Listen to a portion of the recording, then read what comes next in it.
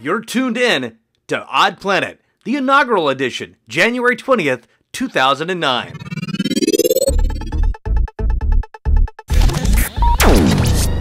On today's OddPlanet, we're going to talk about inaugurations, the peaceful change of government every 4 years by the United States. It's something that, well, most of us as Americans take for granted. Another thing about our inaugurations, well, you're probably wondering, okay, wait a minute, this is OddPlanet. There's got to be something odd about inaugurations.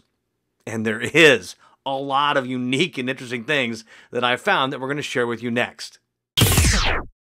When it comes to inaugurations, Americans do everything first. Matter of fact, this election, of course, Barack Obama is our first African-American president, which is rather amazing when you think that Abraham Lincoln, in his inauguration, was the first ever president to allow African-Americans to march in the inaugural parade.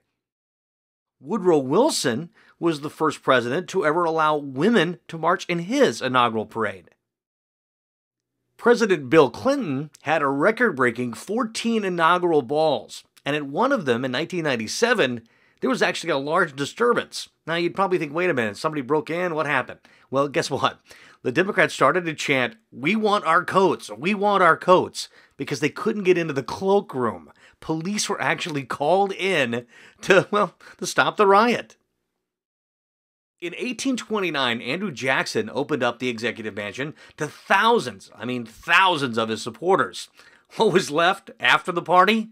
Well, broken china, a bunch of messed up furniture, and even several fights broke out during the inaugural event. Probably one of the rowdiest of all the inaugural celebrations. Boy, if you think this inauguration is cold just from watching it on TV, think about back in 1841 when President William Henry Harrison gave the longest speech in inaugural history. It lasted for well over 2 hours, had over 8,000 words. Now, I'm like you. What politician can talk for 2 hours and really say, well, anything important? But here's the kicker. He actually died a month later from pneumonia. He wore no hat, no scarf, no coat during the inaugural speech. And to wrap it all up, let's take a look at this inauguration for Barack Obama. Not only is it the most costly of any inaugural ever held, current estimates have it at well over $170 million. I mean, I don't know about you, but that's huge. I can almost imagine the kind of parties I could throw for $170 million. Heck, I'd even take the $1.25 million that it takes just for Barack Obama to become president for the administration of the oath. That's all it costs, $1.25 million. It's all the partying afterwards and beforehand that cost Americans so much money. Now, how does that fare with other presidents?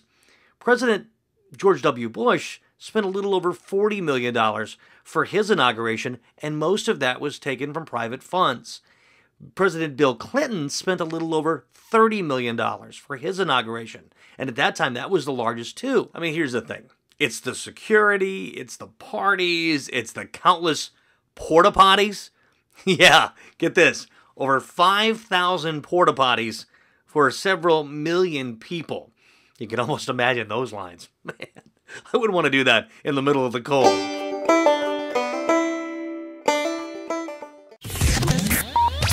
I'm John Cremeans. You've just experienced the OddPlanet spin for January 20th, 2009, Inauguration Day.